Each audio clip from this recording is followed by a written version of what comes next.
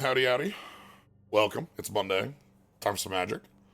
We've got, over the last week, we've had the Avatar The Last Airbender set release.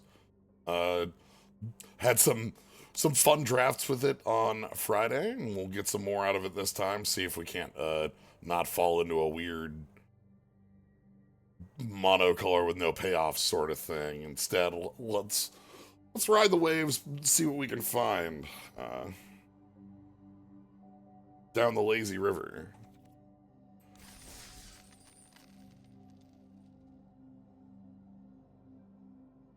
Kind of want to play out the black white sacrifice stuff. Seems like there's a lot of neat payoffs in that.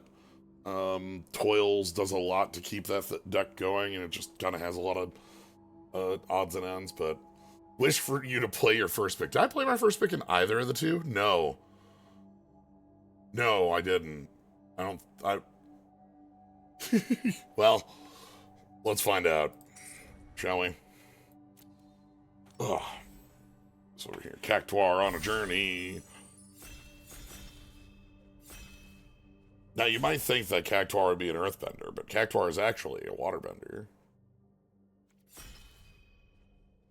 Cactuar are very good at using the correct amount of water. Alright, Elemental Teachings is 4 lands, 2 in the grave, 2 in play. Ooh. Anghir's very good. So Anghir is already like, so 3/2 flyer for 4 is Snapping Drake, which is below current rate.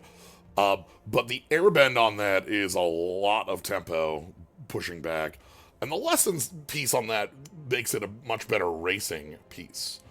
Uh, so I'm pretty happy to start with this. It's also a little higher end. that's that's the last airbender. Easier to splash at 4. Avatar Enthusiast is a fun one. Earth Runball's a fun one. I've seen Hama do work. Snare's good. Quench is a lot better. The lesson on that hands off a lot of power, honestly. Hello. Oh, we are. Yeah. Okay. All right. Now, what if through the power of airbending and being in blue, our opponent never resolves a thing again? I'm pretty excited about our opponent never, like, just, what if we can just bounce all their plays forever? Heibai works in the deck, like, for Heibai. Epic Downfall is quite good. Kills anything big. Razor Rings also is pretty good. This is a fairly good giant growth. I usually expect this trick to be like a +1/+1, or maybe like a +1/+3. But having the 2/2 on it's pretty good. All right, this puts us in a nice place. We can pick up Suki. We can pick up Healer. We can pick up a Flyer. Boomerang Basics can continue the bounce. Maybe even using that on Aang or the Submersible. It is a lesson that actually gives it a lot more of its value, again, with Aang. Like, yeah, they get to resolve things. It's just they don't get to. It's fine. I think we have a plan. I think we have a couple other fine cards here. I think Suki's also pretty good. Like, Suki would do just fine. But, like, if we have a bunch of recurring 1/1 effects, whenever this attacks, choose a creature and opponent controls, tap it. That's not as exciting to me. Avatar Enthusiasts, it's like fine, but it's 1 mana more than I like to pay for that effect, and like, I care about the 2-drop more than Avatar Enthusiasts. I might care about the 2-drop more just as a 2-drop. These both do fine. This one works a little better with the boomerang basics. But yeah, the problem is that it's a 3-3 for 4 rather than like a 2-3 for 3, like, which is just a little bit too...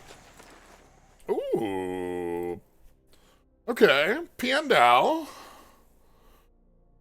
Piandao and Kyoshi Warriors. Kyoshi Warriors is quite good just because, like, the extra body and ally synergy stuff makes this worth a little bit more than your usual 3-3 plus 1-1. Piandao...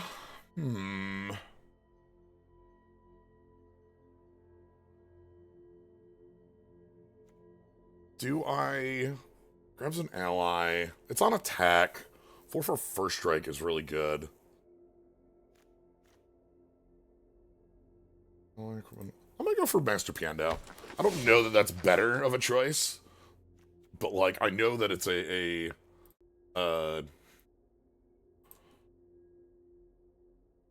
interesting choice. Sokka's Haiku, Sokka's Haiku I like, but I think North Pole Gates actually pulls a little bit more weight here this early. I know that like it's passing up on a couple cards I like. Messenger Hawk, Sandbender Storm.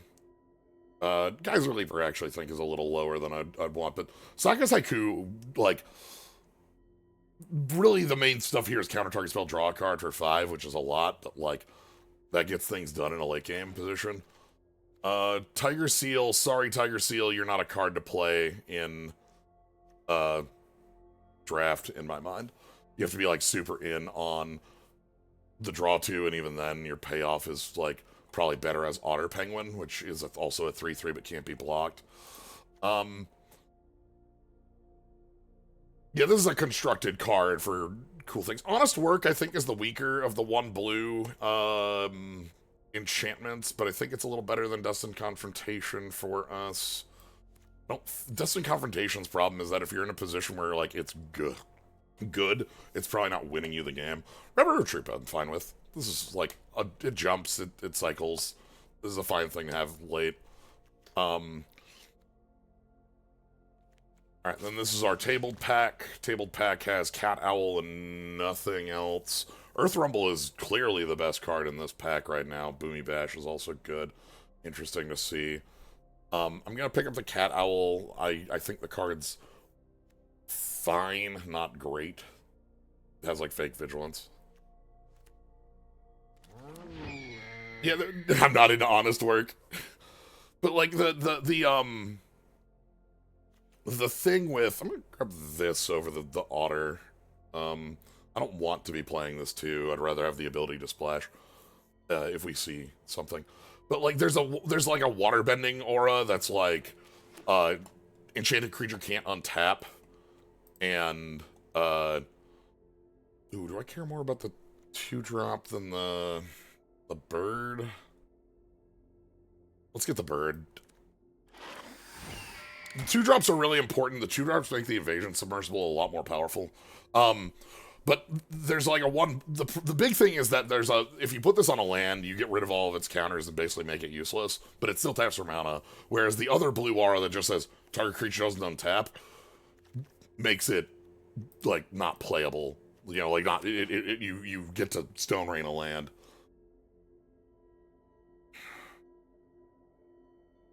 And like it has a shuffle in. I'm gonna let Rockalanche go in case that pushes somebody into a harder green build. Alright. I'm reasonably happy with what we've got. We've got a few... there's a few cards in here that I think are, like... You know, I want to upgrade. I want to upgrade the Cat Owl. I want to upgrade... But, like, Invasion Submersible, Aang, Iguana Parrot, Zhang Zhang's Deserters... These are all fine cards. Aang 4. I'm gonna be honest with you, I don't think that's real. Especially because the fixing land grabs in black. The problem is that Aang 4 wants you to do a thing that's, like, reasonably impossible. I'm a lot more interested in Glider Staff or Fortune Teller or Quench or even the North Pole Gates. This equipment is really, really strong because flying doesn't, like, Kite Sail is not a card that I think of as strong, but Kite Sail that can play into the board is a lot better when you can disrupt your opponent. Uh, so, I also would love to get Fortune Teller, I'd love to get Quench, I'd love to get the land, Rever Troop. Air Nomad Legacy. Oh, okay. So that makes us want to pick up like the small, like the first time flying kids and stuff. But it also makes me feel a lot better about Cat Owl. Air Nomad Legacy is Anthem for Flyers. We've had this in a few sets before, but it has a clue token. Yeah, the clue token. There are a number of different clue tokens, and they're all really cute. This one being a White Lotus style. I don't think we have any other. Some of the Diligent Zookeeper, by the way, extremely good. This is like 4/4/4 that pumps a lot of your creatures. Anyway, we're gonna take the Air Nomad Legacy and see if we can't find some more things to work with. Spirit Oasis is draw card for shrines. Are we gonna be white enough for Gathering White Lotus? I think this card's fine if it's making 3 or 4 bodies.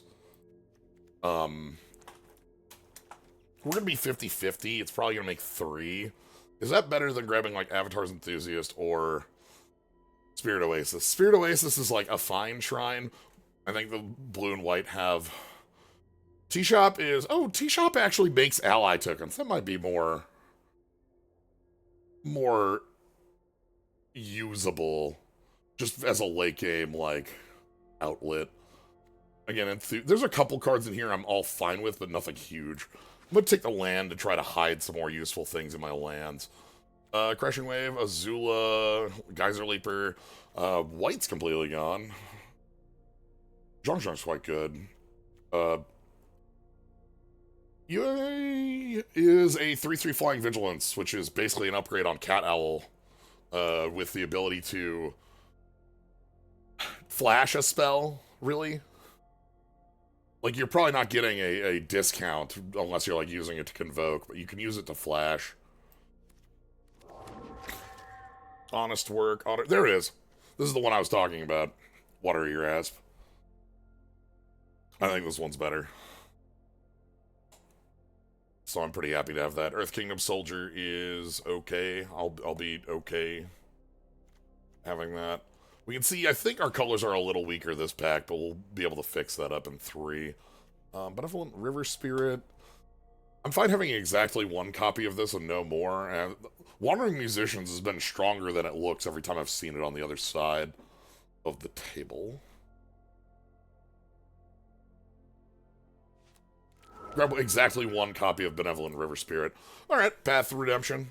Fine removal.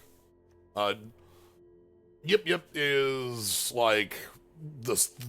We've seen this style of trick.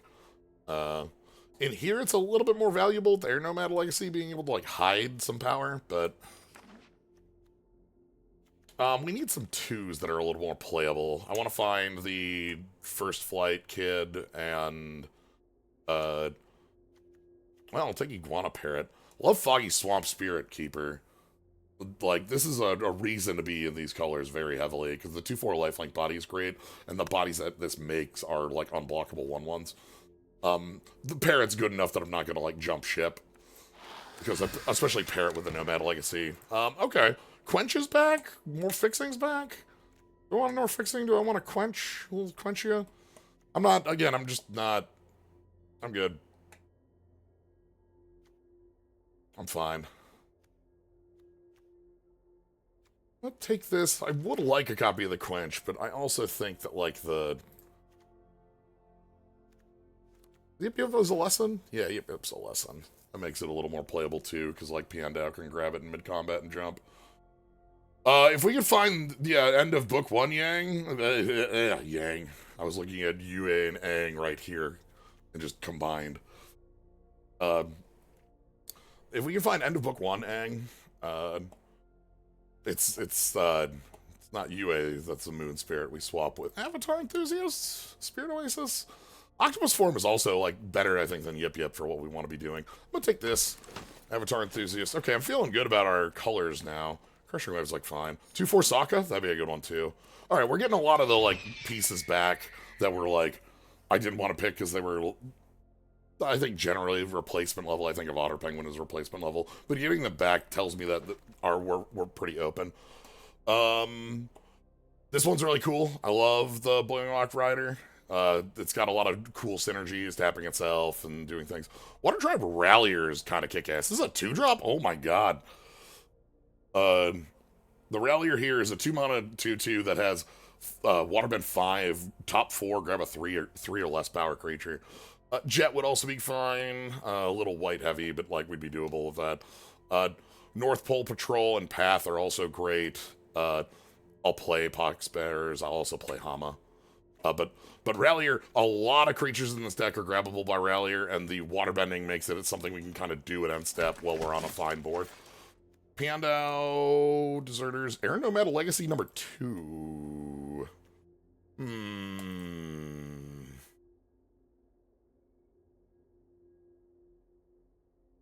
Okay. I'm gonna grab Air Nomad Legacy number 2. I think this means every flyer is the biggest pick over anything else. Which, I mean, probably is true. The big thing that really whips about Air Nomad Legacy is that clue means, like, it can't be dead even if we're, like, on a board without flyers. Like, it still will cycle. Momo, you're like a oh, God, it's next to Earth Kingdom Jailer, huh? Momo is flying, huh? The thing is that, like, Earth Kingdom Jailer is a 3/3 O-ring and is just way too good. This is the Momo, the FTK Momo that you're thinking of is not in the set. That's from the Jumpstart. This one is the Flying Liker. But like, I can't pass up Jailer. I'm sorry. Crashing Wave, Storm. Ooh, hello. But yeah, the FTK Momo is white 2, deal 4 damage to a tap creature, 1/1 flyer out of the Jumpstart things. Very happy to have Fortune Teller here. Again, this is a fine, like, super great card, especially going with the Submersible, but like also with like Water Tribe Rallier and like just holding the board. I want some more flyers, enough that I'm willing to pick Messenger Hawk over any of these. Messenger Hawk is, like, the fact that Messenger Hawk against cycles is good. I think Messenger Hawk is a little bit, expensive, is I think the way I'd put it. But I also think it is, like, that expense is paid for. Like, here's the thing. The floor for a card that makes a clue is still like, I will pick this and everything. So, you know, just have to put that there. Practically a Muldrifter? Curious Farm Animals, Octopus Form. I'm fine having this. This gives us like a artifact enchantment destruction thing. Again, I don't really believe in this. I think it's a little too janky. At least outside of its archetype. I think it works a lot better if you have tolls. I will take a... I don't know if we're going to play that 1/1, but... Geyser Leaper, Otter Penguin. This is where I can finally take a Wandering Musicians or a Geyser Leaper. Do we have a Geyser Leaper? I'm just not impressed by Geyser Leaper in my mind. I don't know. Wandering Musicians I've seen be an ass kicker before. 5 toughness is enough to be able to attack into a lot of things. But yeah. This thing in hybrids also. Hello, Water Tribe Captain. That doesn't have a... This must be... let's see. Watery Grasp 2. Watery Grasp 2 would be an upgrade on Honest Work, probably. That one doesn't have waterbending because there's the 2 different waterbender tribes. You know what? Sure, I'll pick up Jet.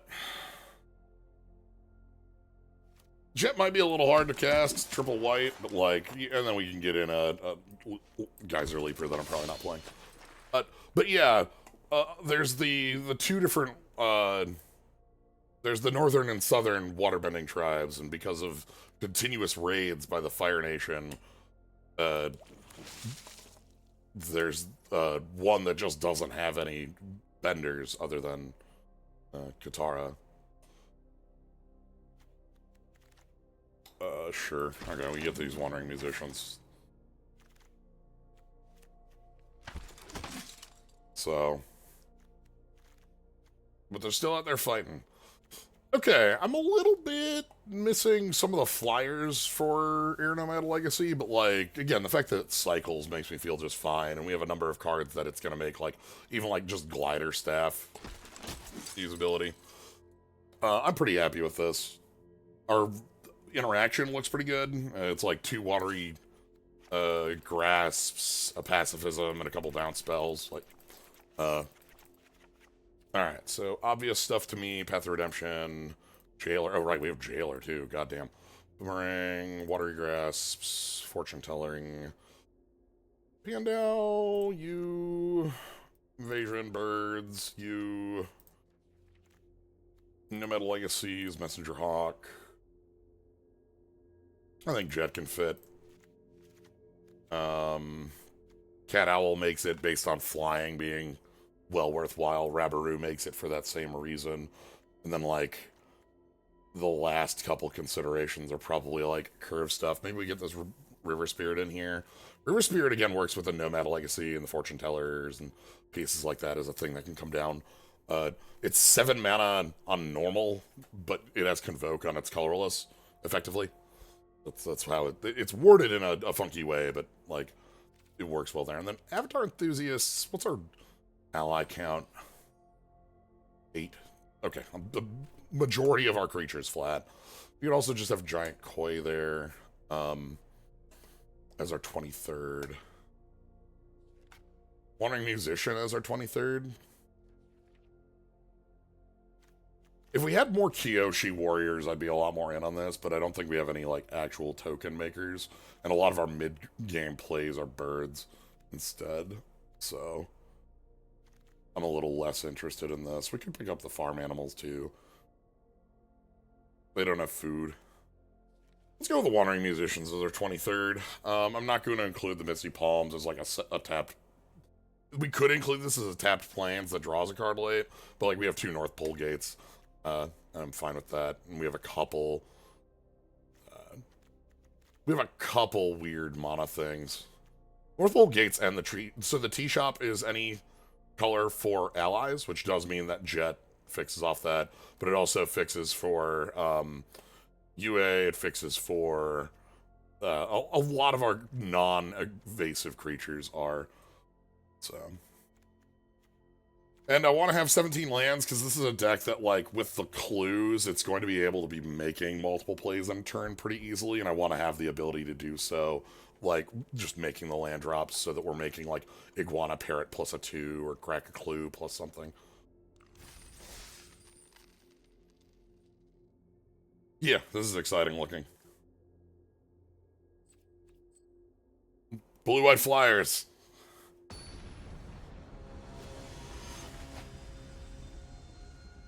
Pump Knight. Alright. Alright, Pump Knight. I don't like 2 5s in this opener. That looks really bad. Bad enough that I'm willing to mulligan that. Sure. Keep this. Let's... Honest to goodness, I might throw Path to Redemption back because of these. I think so. Because of the curve. Air Nomad Legacy into Parrot and into Hawk, like, we're running the table.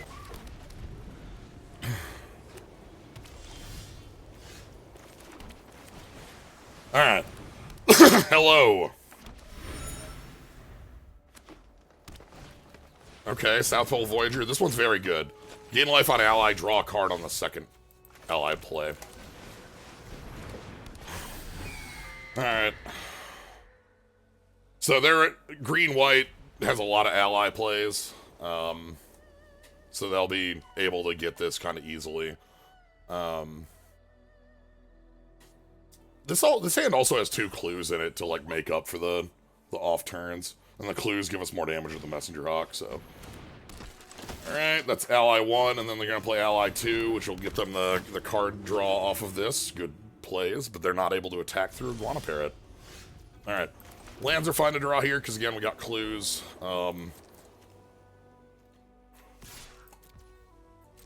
Let's push in.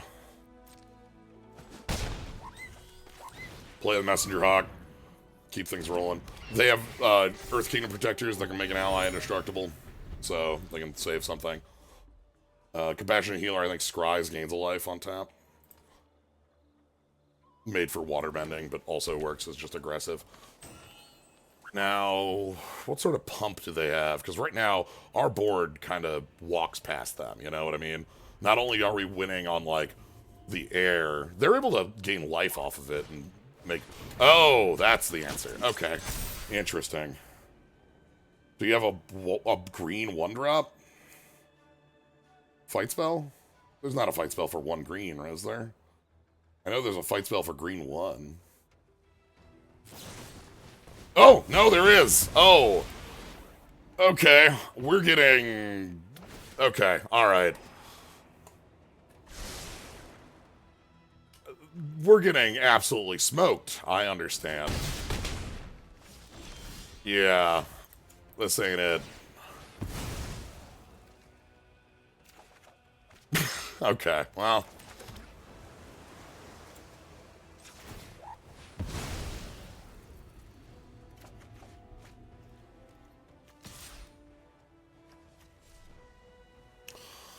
I'm pretty sure this game's over. I don't think there's a chance in hell we're winning from this position.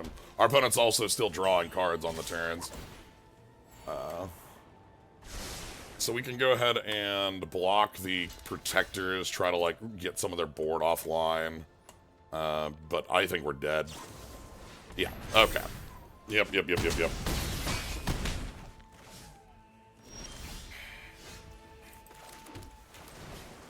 Bandow's quite good at being able to, like, try to fix this up as a big first strike body, but we're already too dead on things going too wide here. Does that do anything? Alright. You got it, boss. Oh, I'm so close to getting out of this one.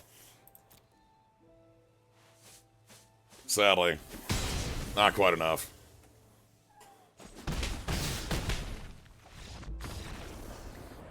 We actually were close to turning on a corner. They were running out of gas pretty seamlessly there. But, having nothing to do on the 5 hurt, and our opponent was... What a strong, aggressive line. The ally pump creature, the White Lotus Lieutenant, I think. The 3-drop is quite good. Yeah, green-white is like, their main thing is ally synergy stuff, and the payoffs they have for it are like constructed modern humans level cards. Earth Kingdom Lieutenant comes to mind, but also even just that 2-drop they had, or like just a lot of cards that like are on the level alone. And no, well, that ain't it either. Oh, great. I'm gonna try and believe in this. We'll just draw the...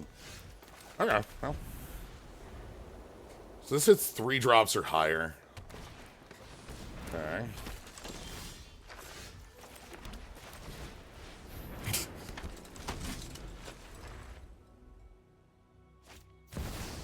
Oh, boy. Okay.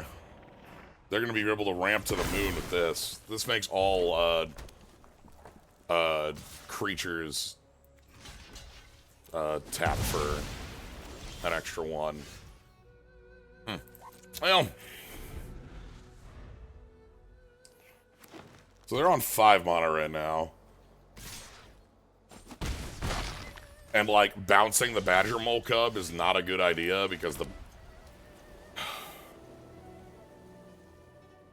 I think what I have to do...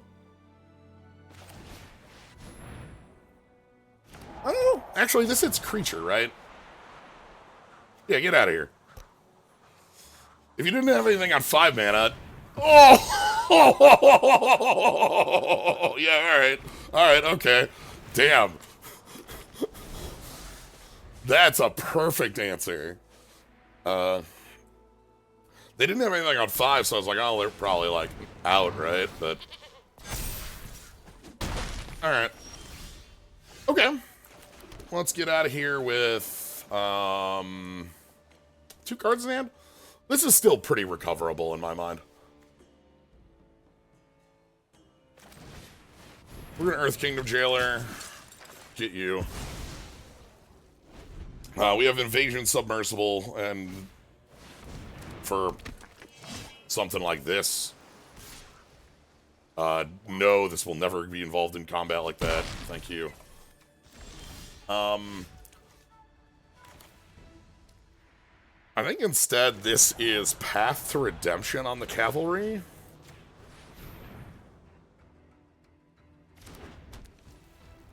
And then...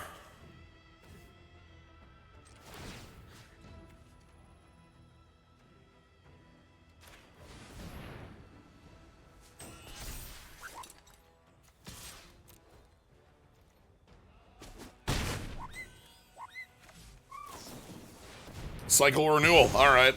So they've gotten a ton of lands out of their deck. Their deck is 24 cards, 10 lands out of it. So they've got good draws. There's just Badger Mole. That comes with a lot of power and toughness right now.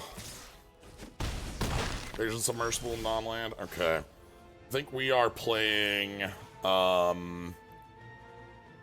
defense right now. Wandering Musicians, just because it blocks the Badger Mole. Yeah. Alright. We'll hold off. This is create a food token, and then when you sack a food, you sack the Cabbage Merchant and get a land. Okay. So we're actually in a fine position, then.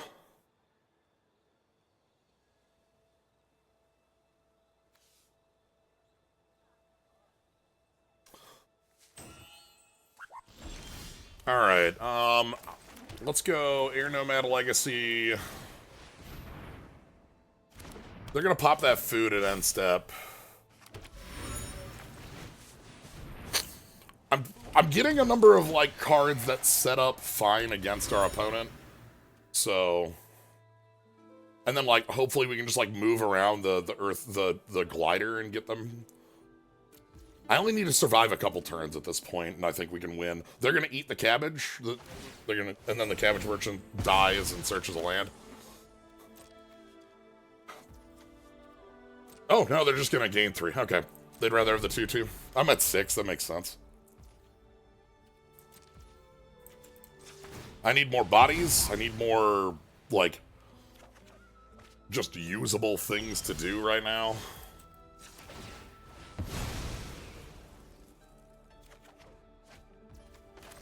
Okay. I'm gonna go with this.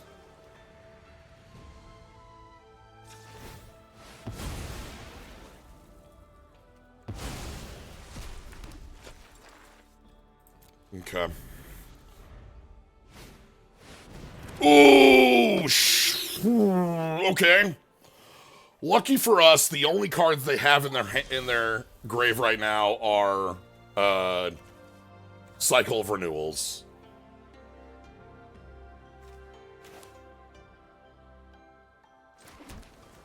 I'm gonna bounce Iroh to try to get more time off them next turn. I also just don't want a 5/5 in play.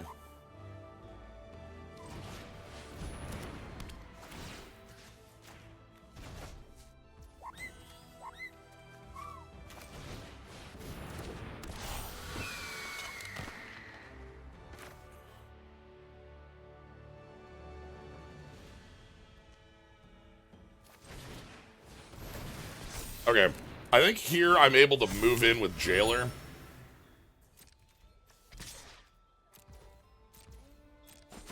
Because next turn I think we can maybe get them. Turtle Duck.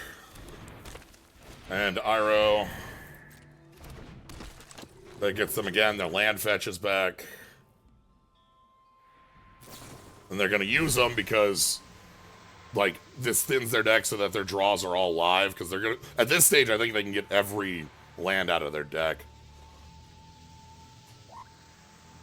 But yeah, so this is every lesson, every instant sorcery has flashback, and every lesson has flashback once. If they draw a removal spell, they draw 2 removal spells. Oh, sorry, this is on me. I forgot that it was on this.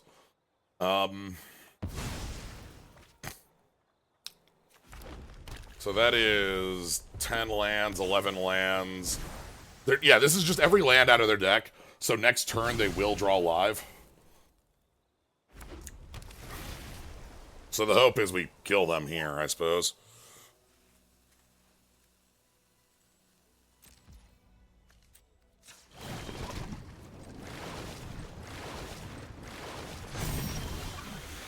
Okay. Deserters is 11 in the air.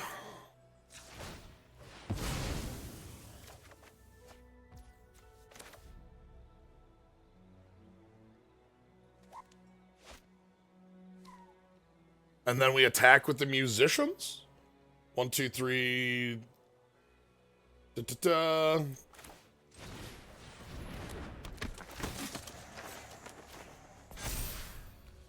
Yeah, all right. Let's leave this game.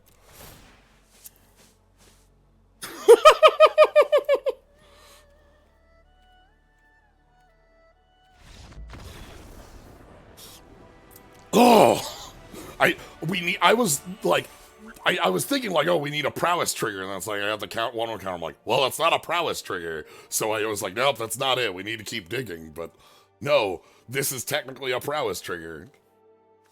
So, yeah, because right now, if we take a look count, we have 5, 9, 10, 11, 12, 13, 14, 15. Their deck is 15 cards, and 2 of them are land. And if they draw a kill spell, Iroh makes it 2 kill spells. Like, if they draw a firebending lesson, they just go 1, 2, and then we're dead. Like, so... I thought that like we didn't have enough defense to stay alive early, but the fact that they harrowed on they ramped to 5 and then harrowed, which was incredibly powerful against the bounce I was doing. But it meant that they weren't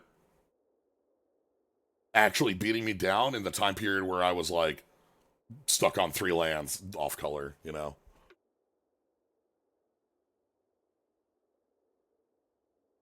They had both Badger Mole and Badger Mole Cub. Okay. It certainly is a fun deck.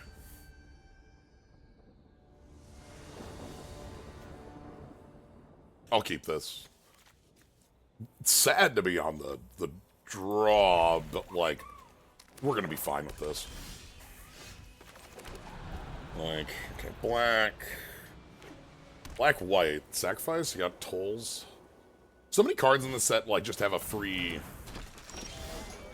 Okay. Not gonna bother watery grasping that. I'd rather, like, ooh, yep, there's the toll. Okay. So do I feel like just playing the Parrot, then? Parrot combos well with Submersible, because I can attack with, like, it'll be a prowess trigger, it'll be the 3rd thing to waterbend. This combos pretty well. It might ask for a swamp, like a kill spell, and then I just play Musicians. Eagle. Eagle's such a good card. This thing is on draw 2, drain life, but it also makes clues on eating bodies. Are they gonna kill my Parrot Iguana? Yeah, okay. I guess it's free because, like... I guess I'd say order on that, but that's not actually any, like, problem order.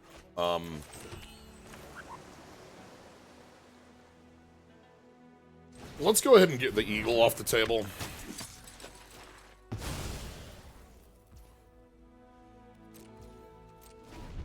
Would you be surprised to learn the Raven Eagle is one of the highest win rate black cards? Not in the slightest. Okay, opponent's got a lot of wide plays here. That's okay. I guess we just play musicians and kind of play our own board. They're almost out of cards. So are we, but we have a land to eat. Like, submersible. Okay, that's 6. Okay, that's actually quite good. I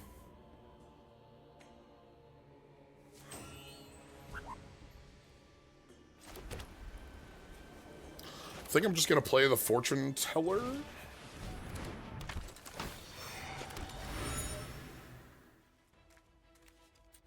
I'll eat this now. It's possible there's a 2. Ooh, that's nice. That gives us something to do on this, like, kind of empty board state. This has a very expensive token generation effect. I will not put Earth Kingdom Jailer anywhere near combat if you come in. Like, that's just not happening.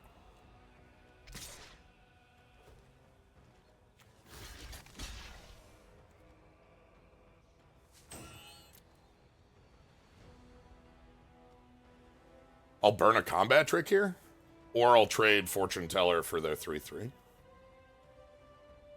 If a combat trick eats the musicians, that's okay. This board, they're not like... Oh! That doesn't... I will take that. Yeah. Okay. Well. Empty board state. We'll pass and we'll use our tea shop, I guess. They've got something.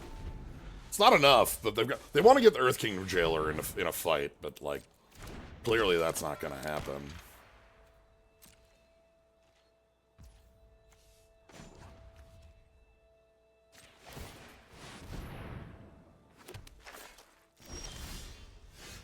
Ah, here we go.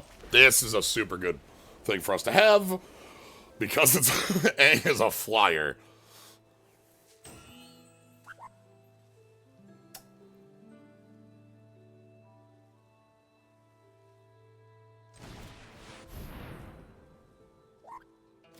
We're gonna bounce our own Fortune Teller here. Because, like, they have enough mana that replaying the Pirate Peddlers for 2 I don't think changes their turn any. But this gets us a clue, and we've got 2 mana left over to spend. So, a more interesting place. Now we have a flying threat. We can start working from there. The moment the Peddlers taps, I can just Water Grasp it. But it's missing a sack outlet, and that's what we want to spend our, you know, goodies on. If that... So...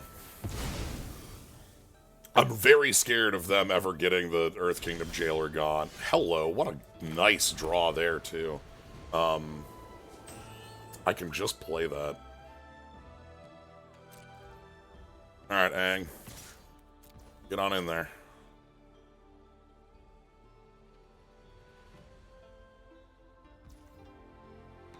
Yeah, we have a lot of mana outlets for, like, flooding out sort of style if we get into a game where we're anywhere close. So... I should just play this for 7? I would have to tap my whole board out in order to be able to use the card I'm just gonna tap out for it. Scry 2 on this, too, and Ward 2. At this stage, Ward might be relevant. It could be their whole turn in order to kill it. Duck Science. Yeah, there we go. And that's what I was talking about the whole turn for getting rid of it. So they get a clue. I am going to pacify the eagle so that it can't attack here. Hawk is fine. But yeah, Doc Science, thanks for the sub. But yeah, I don't want them to be able to get clues off this, so we're going to block that. They didn't get the Tolls of War token, so we're okay there. 2 cards in hand. Again, they could sell out, kill this, but it's their whole turn to do so. Aang is still around, so that's pretty good. Invasion Submersible is something I've been still sitting on, even though it's like a really nice thing to just go to play. It says other non-lands, so we can even just bounce the Fortune Teller if we want to draw some more cards. Yeah. Deadly precision, sack the... Okay.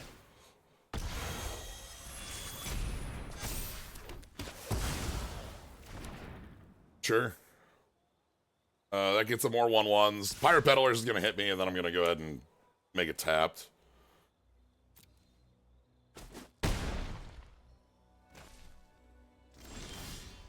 Okay, we get our Messenger Hawk. Well...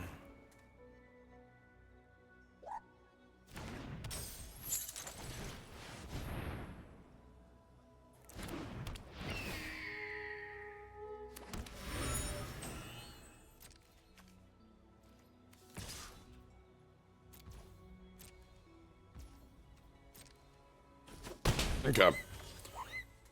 Again, still looking good. We have Messenger Hawk draw. We have a draw off of the land as well. Judy is way too good with tolls. Hold on, that's I think what we call a problem. That's probably getting the bounce. Yeah, that just can't stick.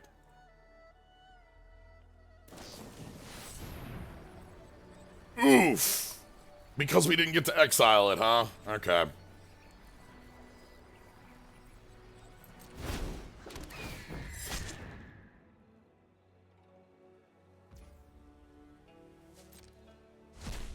Okay.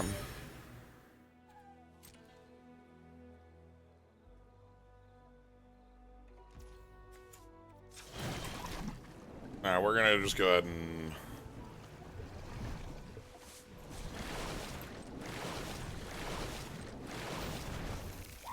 then we'll crack this clue. I know that, like, yes, there's a Messenger Hawk here, but I'd rather try and have mana to draw something here.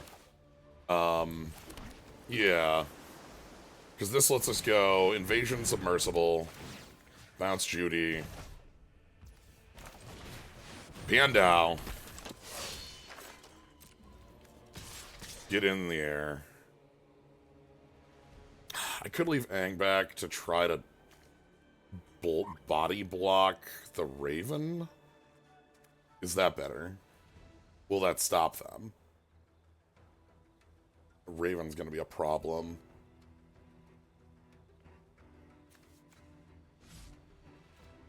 I'm gonna try it.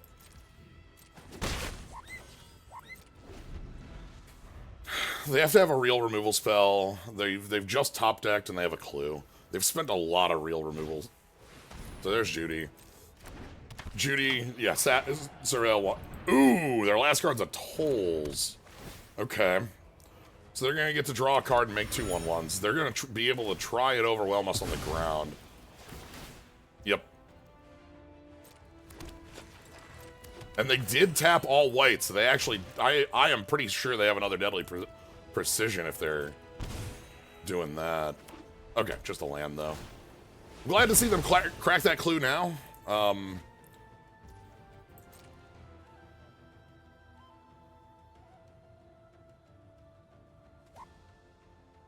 Piando goes in...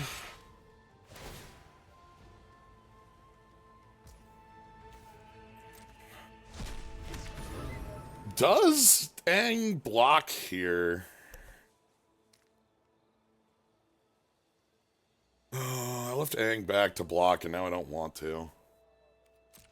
I think I'm still going to.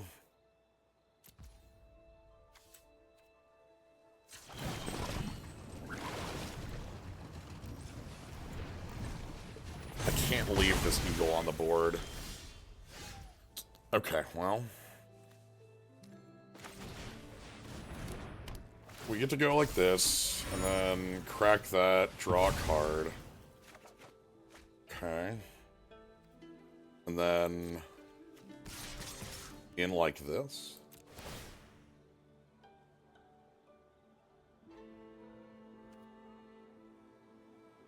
Boomerang basics...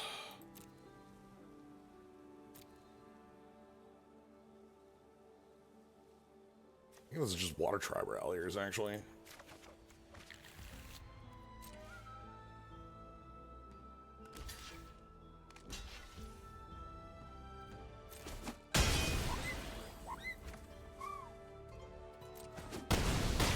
Okay. I don't like that they've got their whole engine online, but, like, hopefully evasion is enough. Especially now that we've removed, their flyer. Okay. Messenger Hawk, that makes them another... Judy's sorcery speed. Yeah, sorcery speed. Gallus Inspector. Okay. Alright, they've got clues for days. And, yep, Judy. Surveil one. And then make a copy of Judy. And then sack anything. They ate the clue instead of the 1/1? Interesting. Thought for sure they'd want more clues just for a long term.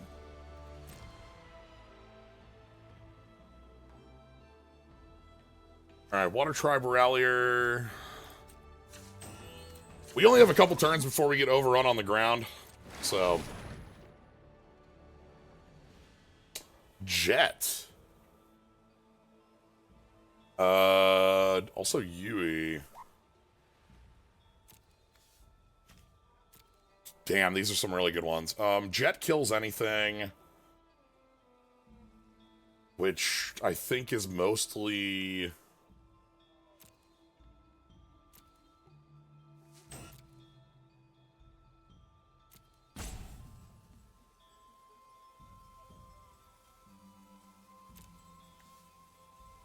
Yeah, let's go Jet. Ooh, these are both good cards. Rabbit Troop can jump. Okay, we're gonna go... We have enough mana for them both, too. 5 and 5.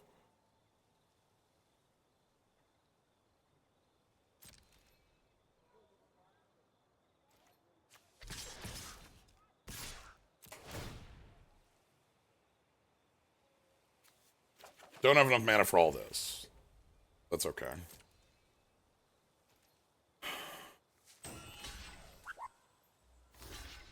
Trying to just eat some of their creatures. Like, yeah, that gets them another clue.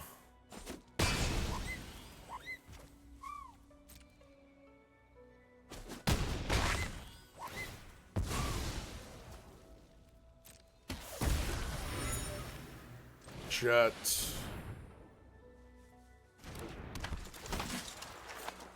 Get the flyer out of here so that we have the ability to kill you in the air next turn. Which should happen. Okay. I think we're good. I think we kill them in the air next turn. I think we have enough blockers to not die to their board. I think they don't have enough relevant things to do. Their engine would kill us, but I think... Okay, that's a flying blocker. That does stop the clock. What's your other card? Trebuchet. Okay. So that means if you attack, you make...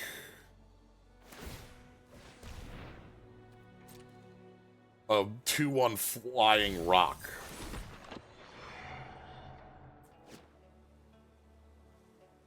They're also building up a lot of Judys here.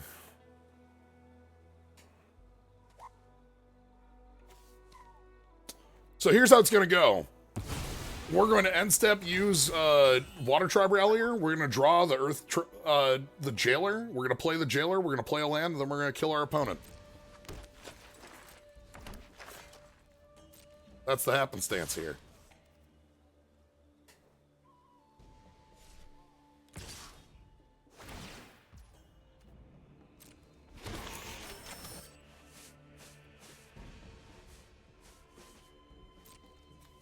So, jet block.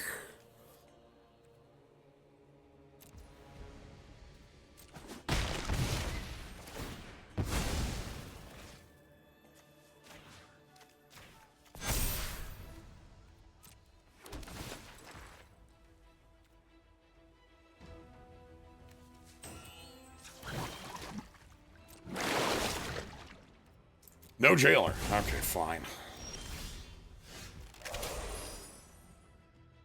That'll still do it, right?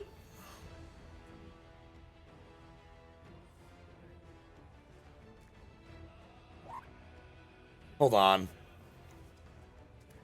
Hold on. Where is it? Where's the lethal here? We bounce the messenger hawk. Do I need a land for lethal?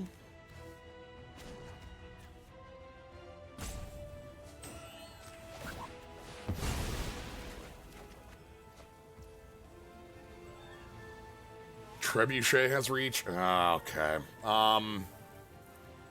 Then what we want to do is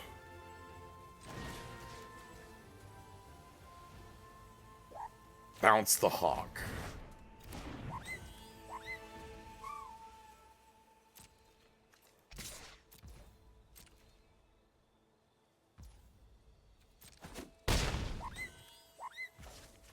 Now we're gonna play the cat owl. All right.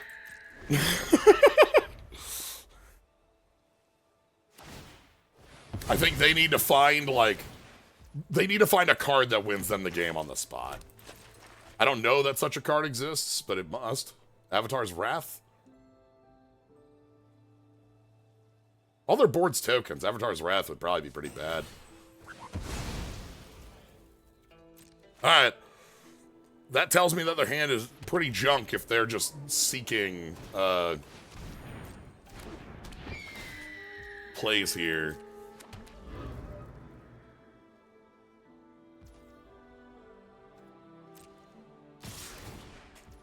I see.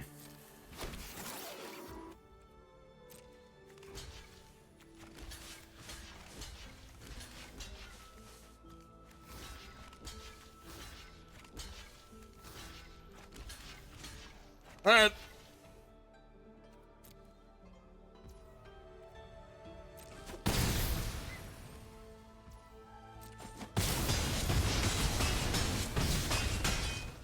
I let one Judy in instead of killing all of them.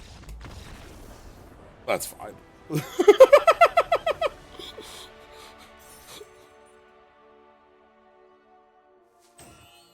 I am really happy that our deck was able to play against, like, this engine and still be able to just be like, yeah, like, Judy plus this, is a really strong engine that's going to build and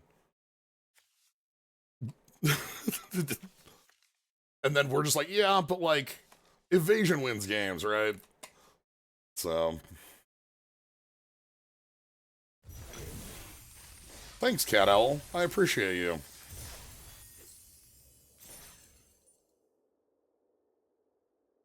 Judy is a cool card. Like, non-legendary, this sack outlet, this copy thing.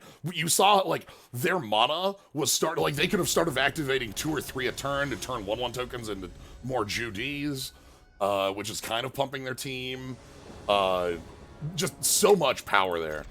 All right, we saw this in game 1, but this time we have Piandao. So if our opponent actually is here for killing,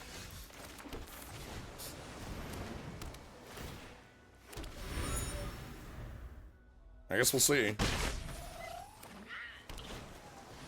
Compassionate Healer, alright. Iguana Parrot, go.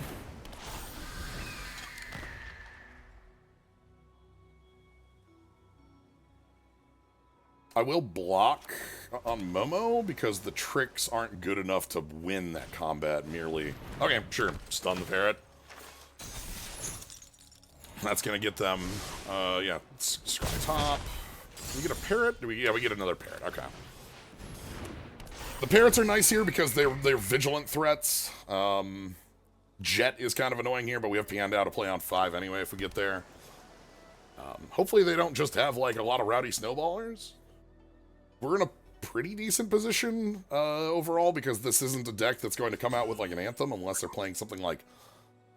I guess Katara is actually the strongest card I can think of right now for them. That ain't it. Okay, Water Tribe Rallier, though. That's actually quite good.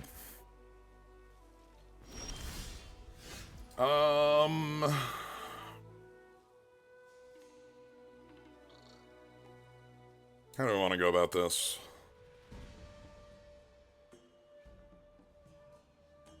Bounce the ally token? Bounce the rallier? Bounce... It's Invasion Submersible. Because it's like this really nice body that we get to play here, too. Yeah, I'm gonna go with bounce the...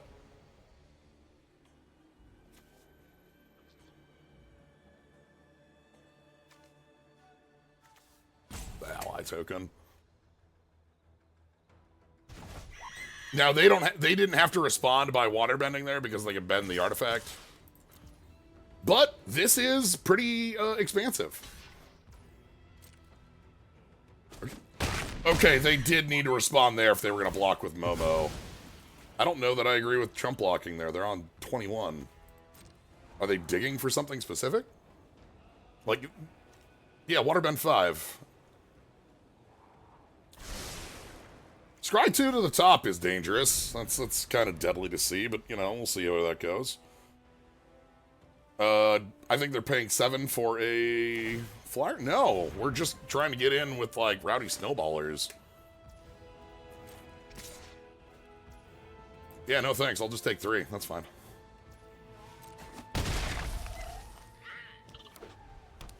Okay.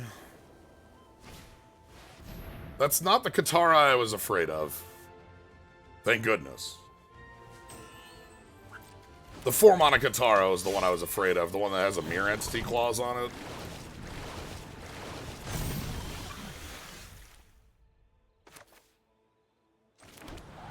This is a great land for us because it gets us to Jet.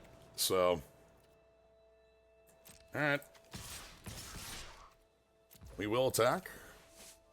If they block... Okay, and then we get to play Messenger Hawk.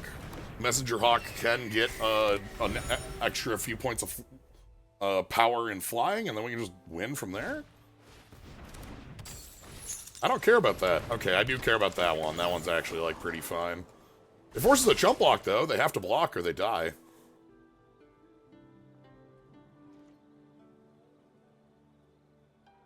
If I draw a white source, they're dead flat because Jet can just knock out the... Jet would absolutely shoot these kids out of the air. I'm certain of that.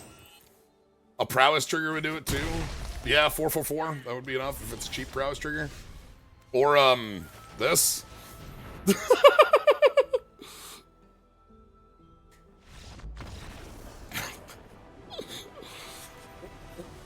This was blue-white skies versus blue-white on the ground.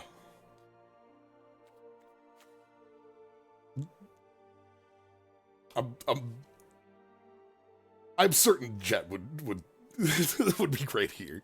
But yeah, these are fine. They're just on the ground. They also missing this, I think, is like, you know, that clearly boxes them out of a few plays later. But very strong card.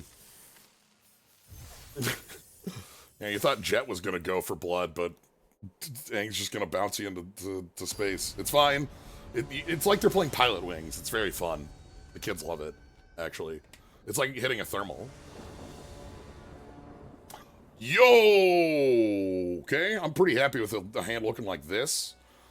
We can play a 2/3 if the body's needed against what our opponent lines up with, if they play like a bear. Glider Staff Piandao is, like, incredibly powerful. Oh, boy. This might be, like, out the gates allies if they play a green here. We'll see how. But we have Glider Staff. Really like having Glider Staff. Yep, this is just allies out the gates.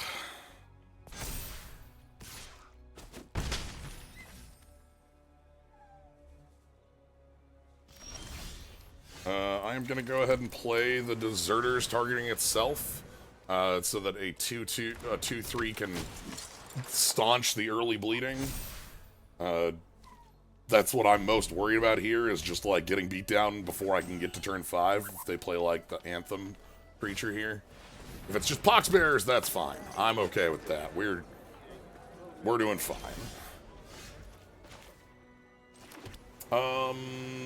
Yeah, fortune teller. 1-3 lines up decently.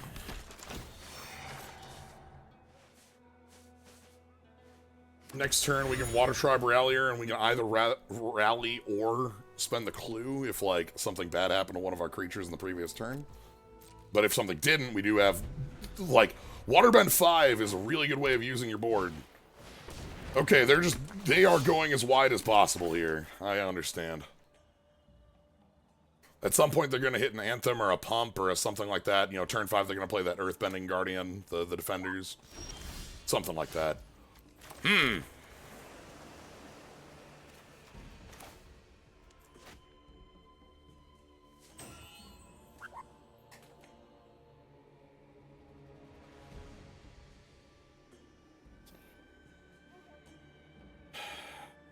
can't get that down here.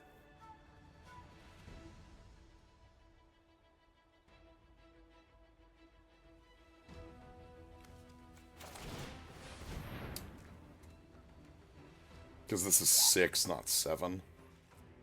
That's fine. I'd rather have the ability to Water Tribe Rally, and then, like, if we hit land 5, we can Piandao. If we don't, we can, like, Watery Grasp plus a play. Hadoka needs to go. That's not a card that can stick. That's allies off the top.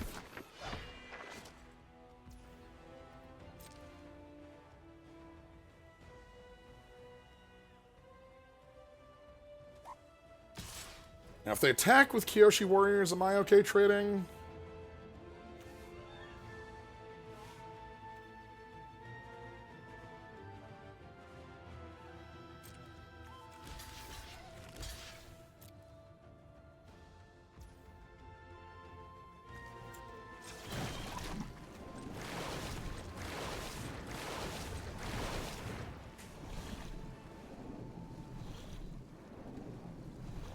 Earth Kingdom Jailer. Thank you. You're exactly what I'm looking for. If I draw a untapped land, I would get to Jailer plus the River Spirit?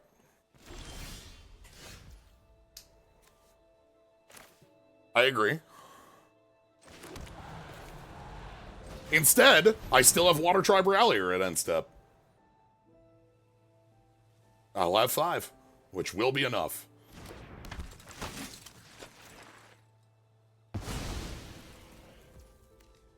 Opponent controls. Tap land is actually just fine there, especially like getting us more white sources for Jet later. The way I think that this... Yeah, this 5 is super cheap. We're doing it on 1 mana. I'm probably just going to Glider Staff that. I don't want them to have a pump. Alright, what do we got on top? Hang. Sweet. I'm not going to play... Am I going to play Hang here?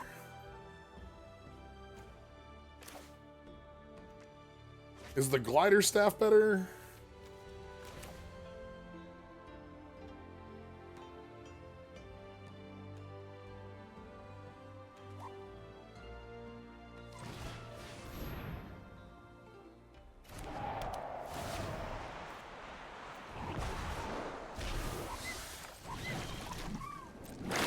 Tap everything for a 4/5 flyer with Scry 2.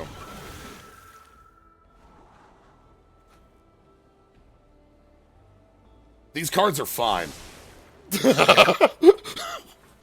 Yeah, those cards look great. I'm in.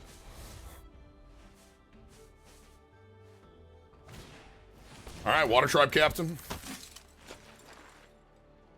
They could try to attack, but, like, this is throwing their board away into the 4/5. We get the Earth Kingdom Protectors.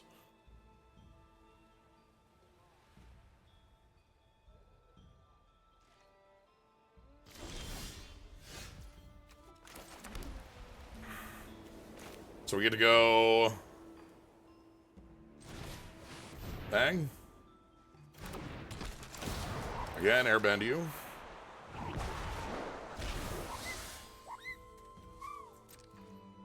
I could equip the glider and go in. I'm instead going to leave up our ability to Water Tribe Rallier plus drawing a card. You're going to enjoy the way I'm going to do this, by the way. We're going to do some nonsense on the stack. It's going to be fun. Full control on your end step, please. Alright, Water Tribe Captain is back again.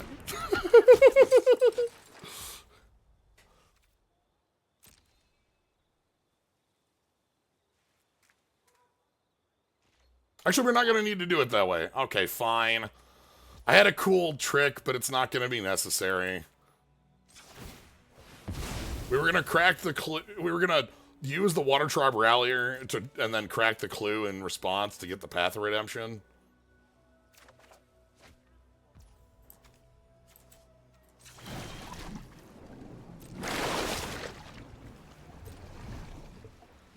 Okay.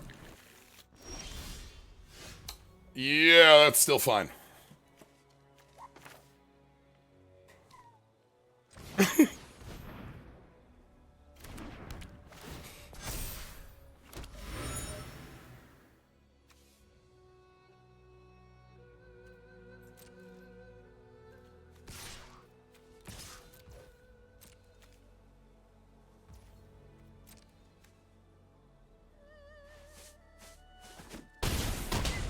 Alright. Iguana Parrot pass. If they play the land for Water Tribe Captain, they can pump, and that would be their entire combat, and then we still kill them in the air with a million flyers. Alright.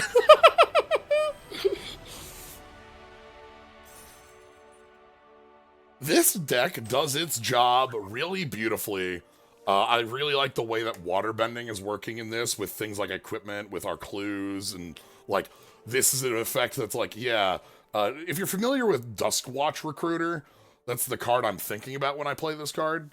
Duskwatch Recruiter was a 2-mana 2/2 with looking at the top 4 for green and 2. And it just grabbed a creature, so it was like a little more. But like, this is Waterbend 5 on this. We were doing this on 1 mana easily.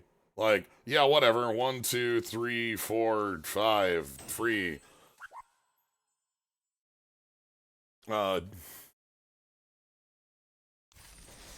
Dinner bend.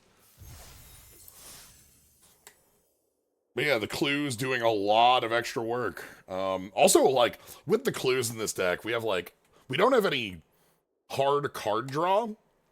But it's hard for us to run out of cards because the Water Tribe, the Air Nomads, the Fortune Teller, the Messenger Hawk, the Scry. Like we have 2 lands that sack for draw late. Like it's very hard for us to run out of things to do. This is awkward. We'll try it. Like, if our opponent is aggressive at us, we just have things to do.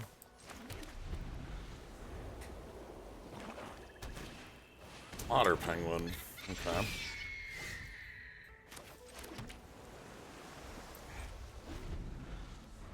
Like, I can Glider Staff their 3-drop. Assuming it's not a Messenger Hawk. And if it is, we can bounce the Otter Penguin.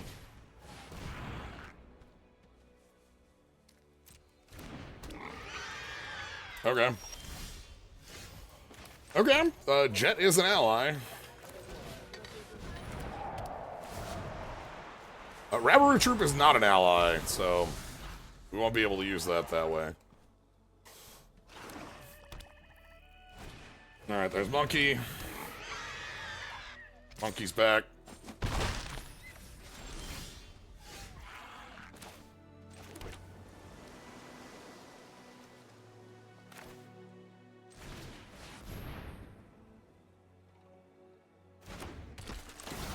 Try again. Sorry, monkey, you'll be back next turn again.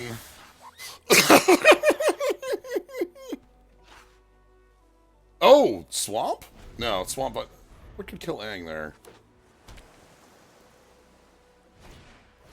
Yeah, okay, swamp. Yeah. That card just doesn't have flash. Okay. Well.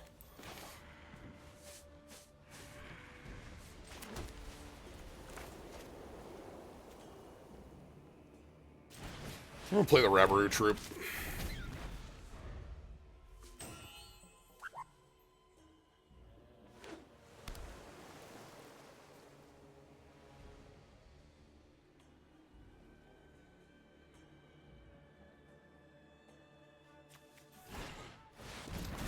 That's a 6/6. Oh boy. Alright. Well. So here's what we have to do. Jet. You gotta take down that monkey. I'm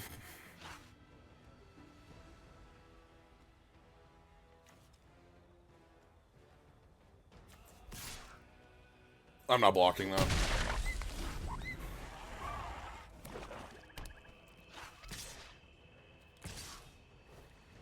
I will block the Otter Penguin. One card left in hand. We've got Path to Redemption. I want to get that off the board because that has the possibility of 3 power unblockable against our 9 life total. Oh boy. Okay, all right.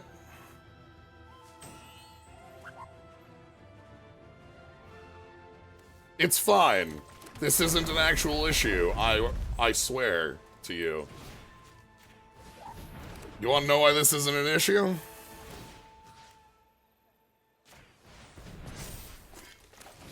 Five seconds. Not a problem. No, thank you.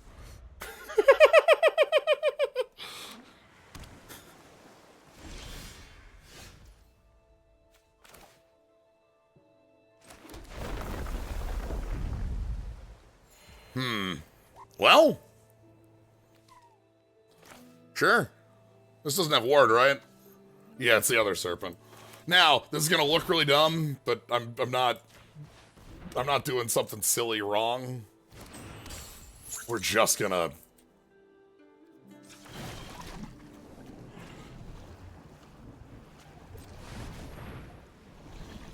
shuffle it in.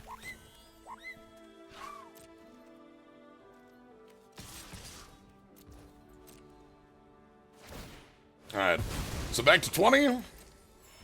We've got them on a nice clock. And we're card to card, but we've got clues. They don't. Yes! Nice try.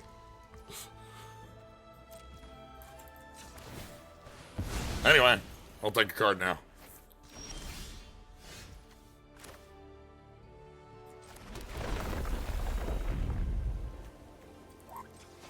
Getting this off the table.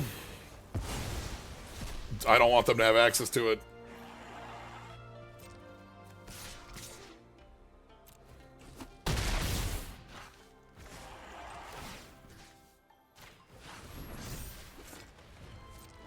This is not lethal? It's fine. Yeah. We can't put the Krupp. That's actually really funny. Hold on. We can't put the corrupt court official in jail. They're too corrupt. They cannot be stopped. I'm quite happy with how that went. We played a lot of, like, we had a slow start, but the power of the tempo from Glider Staff and Aang was enough to let us, like, buy back, like, from not just dying to, like, the monkey, because the monkey is, like, a 5-power menace creature if you let it. And then our 1-for-1 removal against their big effects works really nice. And then, you know, we had a fortune teller swap out. Mind Whisker. I liked Mind Whisker a lot. The rats in Bloomburrow being like wizards, like true wizards doing mind magic and like being like, you know, wise ancient wizards. I know is something I've heard a couple folks like bemoan for not matching rats in other sets and formats because it means that they clash a bit. But I love them. I think they're cool as hell. I hope that we get more of them rather than giving up on them. And yeah, all hopped up on snails. That car was very nice because like the -1 power from it was pretty strong.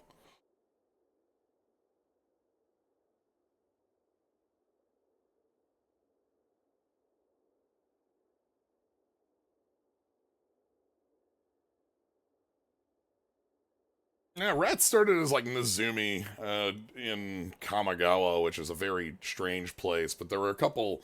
There was a while where it's like rats are tiny ones. I think of God, I don't remember the name. Is it like Rats Off? I don't know the actual name of the card. It has the I don't even it's throwing a rat at you. It's -1/-1 make a rat. It's the meme of throwing a rat. The rat's off to you. This looks great. Oh wow, fortune teller in a submersible. Yeah, I will keep this hand 1,000 times out of 1,000. It's also got like the tea shop too. So we get to go fortune teller here. And then like if we want a submersible there too, we can submersible there too and then turn on the submersible. If we don't want a submersible there too, we can just play tapped land and attack for one. I think that's fine. We'll think about if we have to crack the clue. What's their 3? Ostrich horse. Sure. Mill 3, grab a land. Azula, June. Okay. Let's draw a card. Jet? Ooh, and Jet's playable here. Let's get Wandering Musicians down.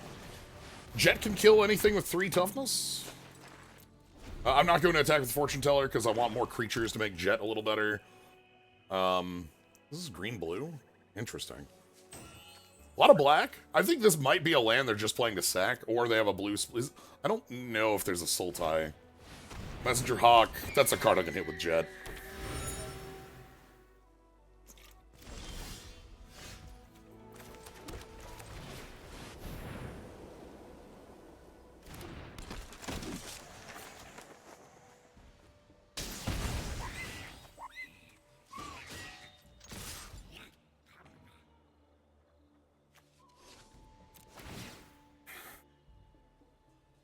I'm gonna leave back the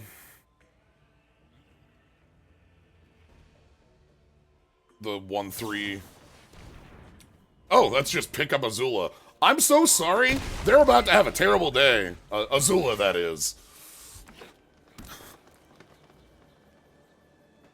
Are you ready for Azula's terrible day?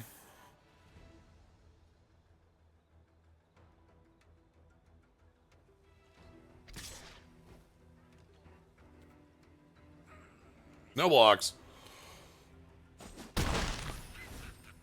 Azula is all about having terrible days. Ooh, Fire Nation Engineer and a 2. Okay, never mind. The opponent is no longer going to have a terrible day in that same way. Instead, we're going to have them have a terrible day in a different way. How do I want to go about this?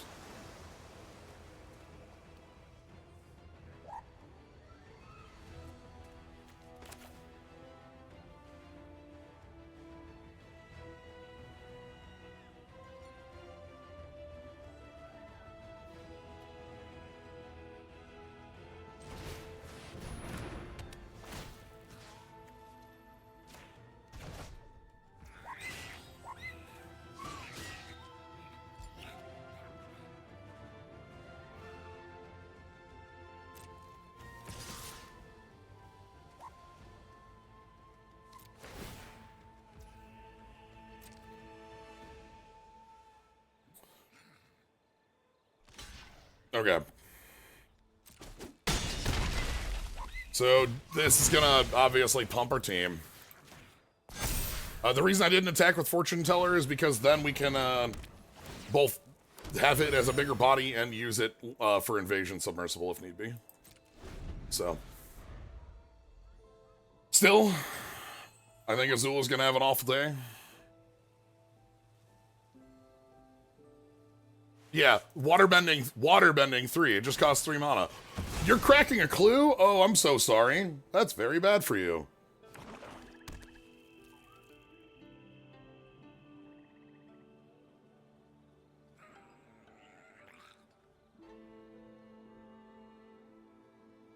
That sounds like a bad place to be. I don't want to overcommit because there is a Black Wrath in the set, but I do want to try to kill them. If they're going to play Azula into this, that's great. That's exactly what I wanted to see.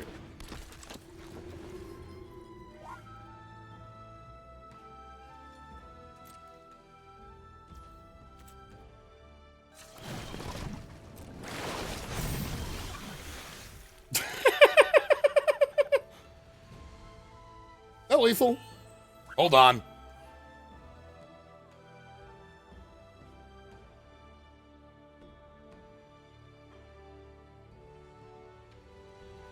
Three, 4, 5, 6, 7, 8, 9, 10, 11, 12, go to 1. That is not lethal.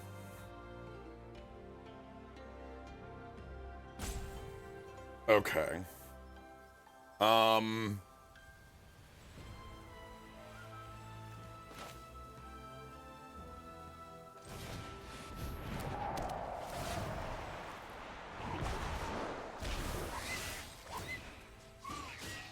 No, that is lethal.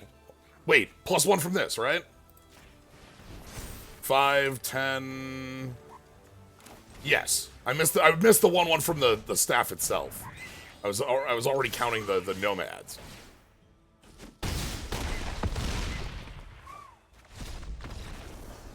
Always double check. Or the other way around. I was missing both. I had one and not the other. I say this a lot. I feel like it's a really important piece of Magic strategy for y'all. Always check. If you could just kill your opponent, just check. Like, you know, you start the turn, you've drawn a new card, something's changed. What's your opponent's life total, and can you deal it? Like, always worth it.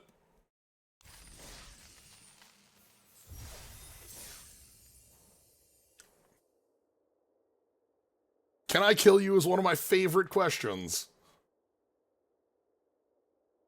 I'm glad I didn't, like, play that in a wrong order where, like, all of a sudden I wasn't going to be able to get out of that. God, the bounces are so effective.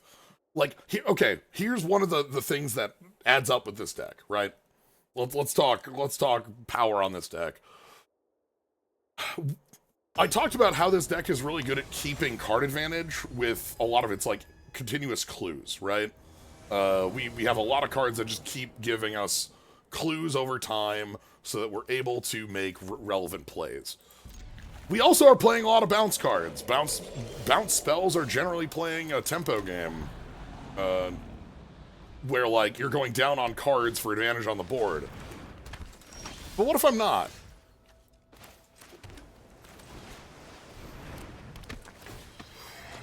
Alright. Like, what if I can go down on, go down on tempo and still have the board, like, in a much better way? Yeah, nice try. Alright. So, fun thing I just remembered.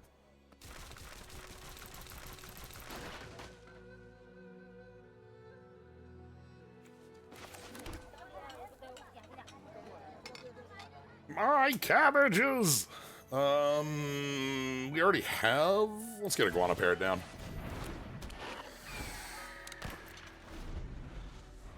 We also, again, I mentioned these are the lanterns from Tales of Ba Sing Se.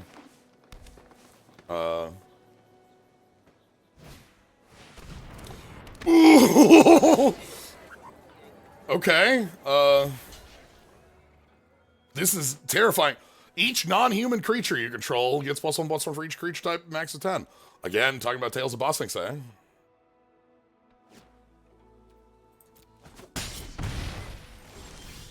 I think they're going to jail, I'll be honest.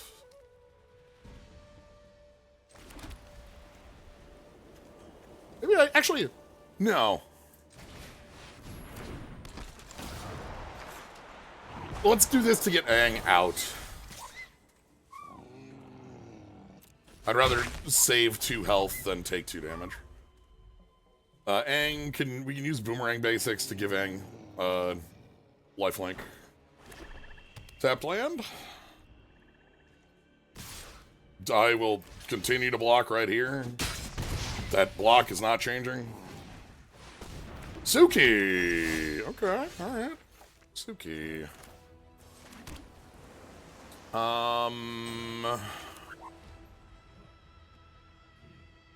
Suki's going to jail.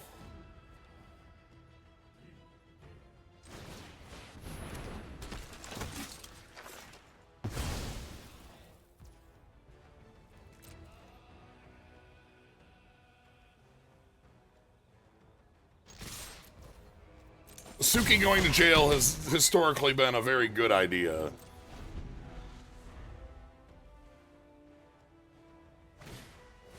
Ostrich horse, that is a bird horse. Oh, they've got the bounty hunters. This card's incredible, by the way. Whenever a non-land creature control dies, Earthbend X Rexes that creature's power. I'd like to note the fun thing that your mind might have put on this card that isn't there. The word another.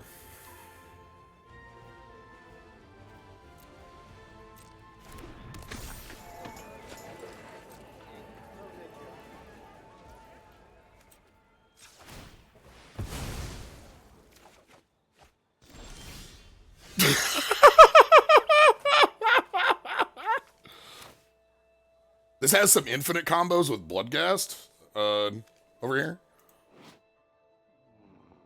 It says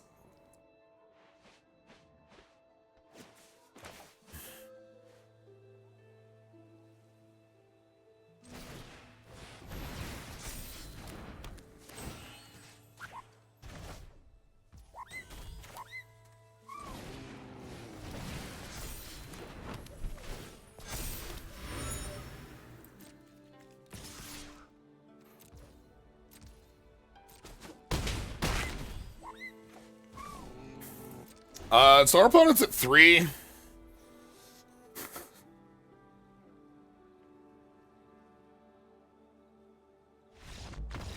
This deck, like, we had that very inauspicious start with our opponent on the ally curve, but this deck sure looks frustrating to play against. Yeah, because bounce.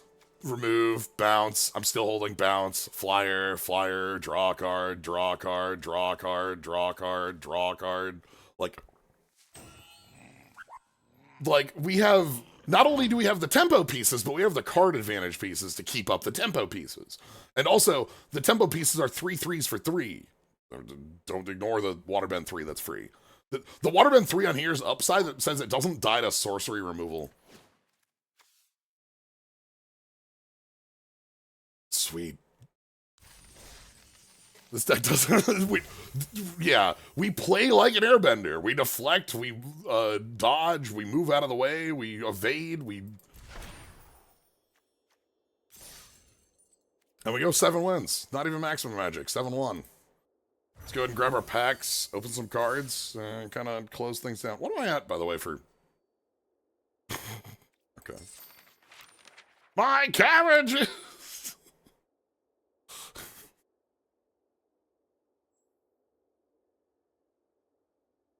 So if you break the cabbage cart,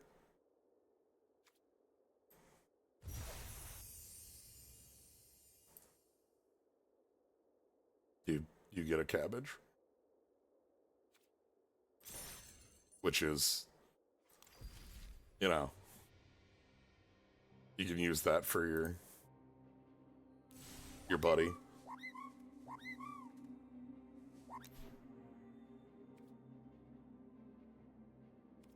The onboard, buddy. We can make a cabbage.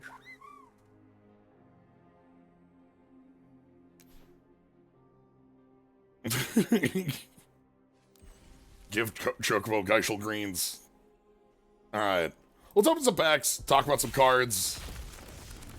I am really adoring the way that this set plays. Because, like, our deck was cool as hell. We've saw some cool as hell decks out of our opponents in a number of our drafts. This is our first firebending lesson for a reason. This card is, so Burst Lightning can go Dome, which makes it, in general, more useful. But this can, rather than going Dome, this gets the extra point on the kick, which matters. And the lesson on here is huge.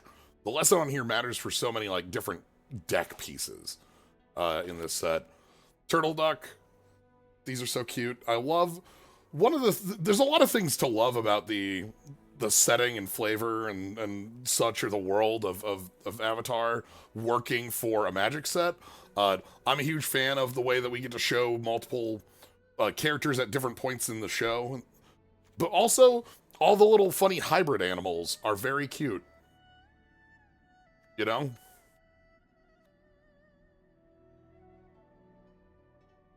So, like, a whole lot of things.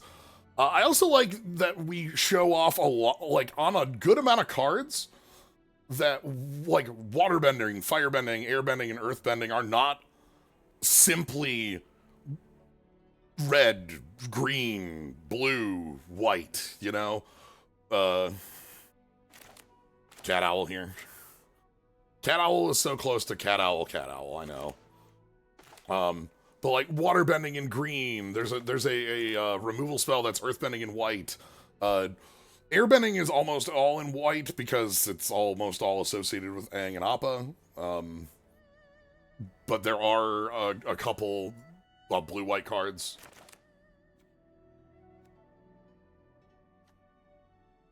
Village Ruffians. This one's quite good. But yeah, like, I have a lot of enjoyment coming out of this, like, limited format.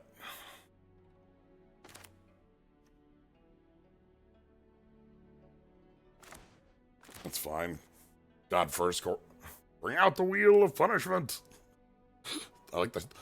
Ooh, you can see the shark on there. But yeah, and then we get to our uncommons. But yeah, like our badger mole creatures. But yeah, we do have a number of creatures that are, you know, this is a very specific character. We see Miyuki there. The little dog fox. It's the dog fox. The first design issue they had with it is there's 2 airbenders in the show and we can't change that. Yeah, like we literally are just doing last airbender, so we just get Aang and Appa.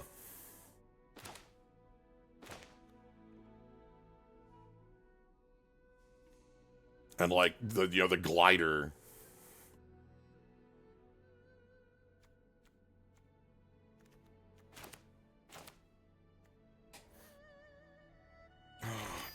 Man, Sun Warriors, this one's cool as hell.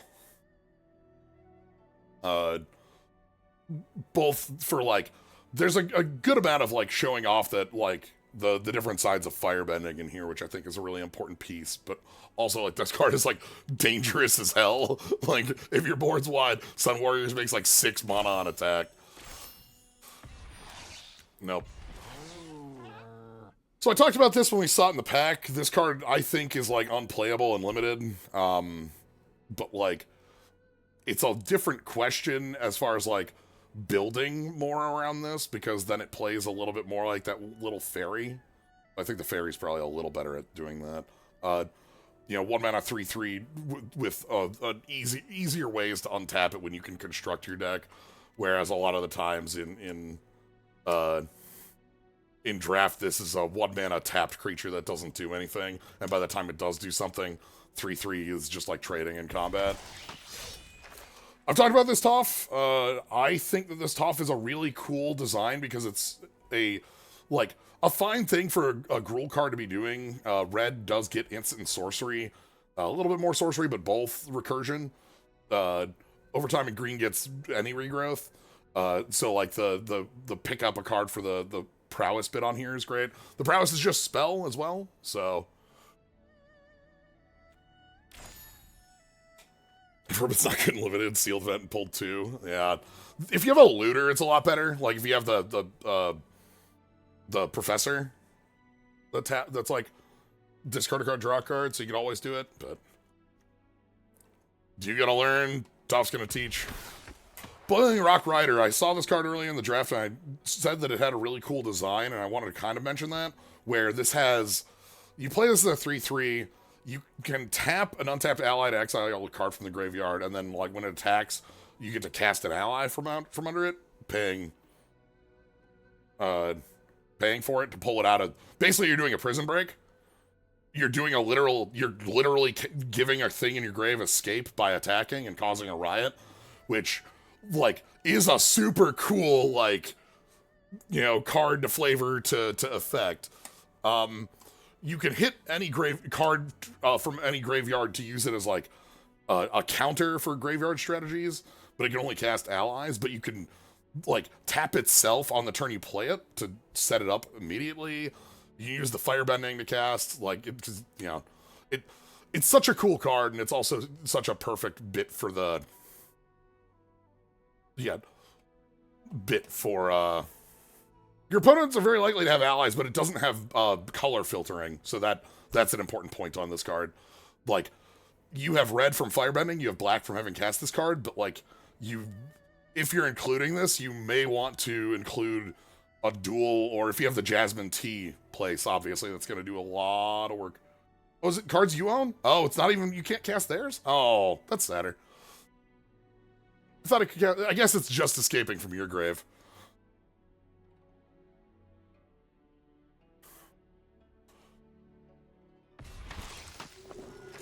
This is like, I said this when we saw this earlier, I think the Earth King is one of the most powerful rares you can open.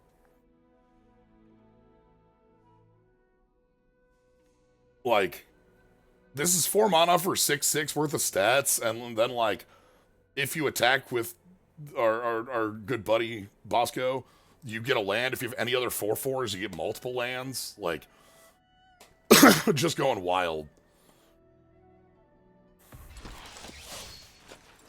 Sokka here. Sokka 2 is a really cool card for the, like, lesson deck that also works as, like, an artifact liker. Filtering cards like that is stronger than it looks. And more so in the lesson stuff, because a lot of the lesson cards care about having a number of lessons in the grave. So, like, if you're able to discard a little more expensive stuff and get to the threshold for some of the more powerful effects. Or you can just discard 2 lands. Iroh here is very powerful. Iroh hands off any target permanent and makes a 1/1 with 1/1 counters equal to how many permanents your opponent has that are yours. Yeah, it's either like a lesson for like cards or 3 lessons. Because like there's the little flyers, the flyer kids that have just 1 lesson, and then there's like the dragons that want 3. I eat the food as quick as possible so you don't get the 1/1 counter. Late game, you can just pass off lands, and this gets out of control. You know, you hand off a land, and then you start making 2/2, 3/3, 4/4s if you're in like anything above like 5 or 6. Like, yeah, your opponent has a bunch of mana, but like, you know.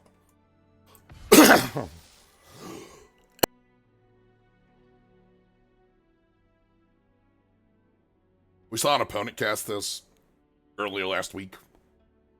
This doesn't shuffle, it just draws 7. It doesn't shuffle your hand, it shuffles your grave. But it just draws 7.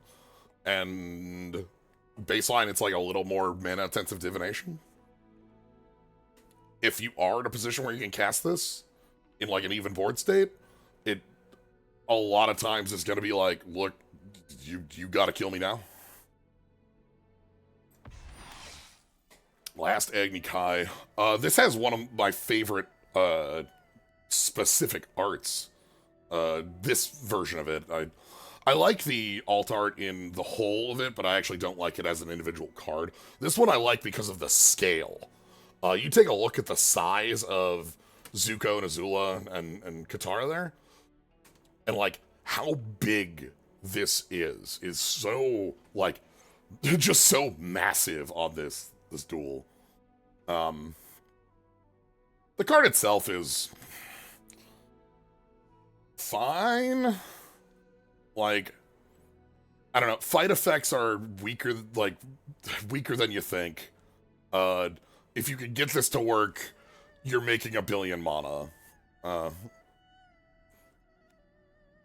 But you kind of already have to have a board position to do it. Rider. Clone. Yeah, it's a win more card is a great way to put it in less words than what I just said, where I said you need to already be having a board to use it. Clone here. This is the bonus sheet of like these screenshot cards. There are 61 of them, one for each episode of the show. They have a shot of the show on them.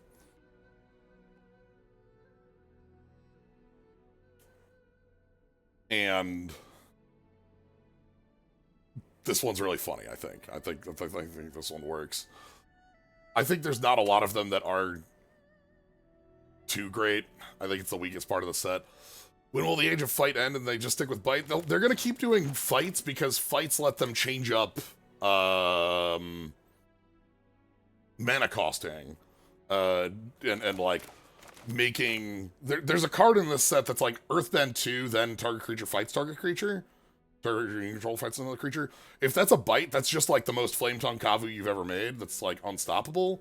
But as a fight, it has like a cost where it makes a creature for you to use, but you need to like, you know. It does explain the large amount of cards in that sheet. Yeah, they had to have one. The idea was they're doing one from each episode. And some of them are more fitting than others, and some of them are like better screen captures than others. The Cruel Tutor's been mocked correctly to hell, but there's also a number of others that just are like, Prosperity's a fine moment, but you have to like super know what that moment is, and even then it's like, oh, okay, I guess. And then there's like Blasphemous Act, which I think just looks bad.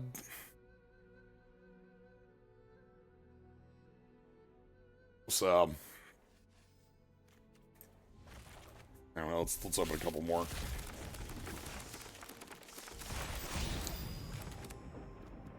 Ozai's cruelty is like... I do think that detaching Learn and Lesson allowed them to make lessons that are playable. Is the way I'd put it. All the lessons in Strixhaven are unplayable cards at rate for a main deck, right? Like, the best you might have is like the Boros lesson that makes a 3/2 for 3, and even then that's like, you're never main decking any of them. The lessons in this set, this is literally the card Rampant Growth. And so by not having Learn as a thing next to them, we don't have the arcane problem with lessons, where arcane cards had to be more expensive. And so all the arcane cards felt bad. It does mean that there is a chance if Learn does come back in Strixhaven, we have a lot more powerful Learn and Constructed. I guess we'll kind of see what that looks like.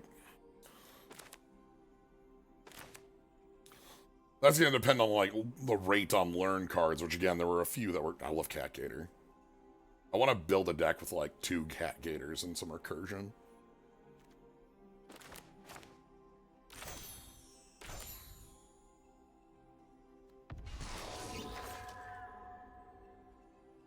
UA the Moon Spirit, here to cast... probably Omniscience or something, but, like, much slower rate than Una would. It does cast, so she got that. Realm of Co is really great. These are a lot less of a deck building cost than the like adventure lands from Final Fantasy or the planets from Edge, and they have some really powerful bits. This one just making like unblockable 1/1s is a pretty deadly thing to do. Like the only thing that's blocking these spirits is generally spirit tokens. There's like I want to say it's single-digit spirits in the set. And they're like named characters, basically. Or cards making these. Earth and Ally. This one's funny. The best card to go with Earth and Ally? Yeah. Yeah, right here. Named characters. The best card to go with Earth and Ally is... Oh, we don't have the Pox Pretenders. The Pox Pretenders on 2 curve really well with that thing. Because this wants different colors of cards, and the Pox Pretenders can be played for black or white and 1. So it's really easy to make this 3. Waterbending Ascension. I think this is the weakest of the Ascensions, and it's pretty far off. The unblockability on it is something that can be like a helper board breaking. The thing is that like its quest needs you to hit your opponent a bunch before you're doing the draw, and it's very easy for this to like if you're already hitting your opponent that much, you've already like got the advantage if you're hitting them with evasive creatures. Whereas the other ones like build up the earthbending one builds up, makes a body. This one doesn't come with a body either. The earthbending one makes a body, the firebending one makes a body, and the airbending one is a bounce. Like hitting them 4 times is, you know, like, oh, you've got waterbend 4, it's very easy to hit them. But if you hit them 4 times, like, your payoff is drawing a card. And like that's the Earth one I've been very underestimating. The moment I realized how powerful it was seeing the 2/2 that it made die, and then, you know, it Earthbends back into play and then triggers the quest again, and I was like, oh, wait, that's way worse. Like, for your opponent. White Lotus Tile, this is... We've seen this style of effect before. Very big mono-rock for 4. This is the just, are you a creature type? Like, you know, are you all built around one creature type? You know, this can make infinity mana. Usually wants to call ally in this set. Probably not a card you're playing in limited, but like, again, like a more constructed build around. I love this card. I love the Walls of Ba-Six-A. I love 030 text. I see that and I just... Incredible. It doesn't hand out... It is not indestructible. That's the wall! I love when cards are absurd numbers. Yeah.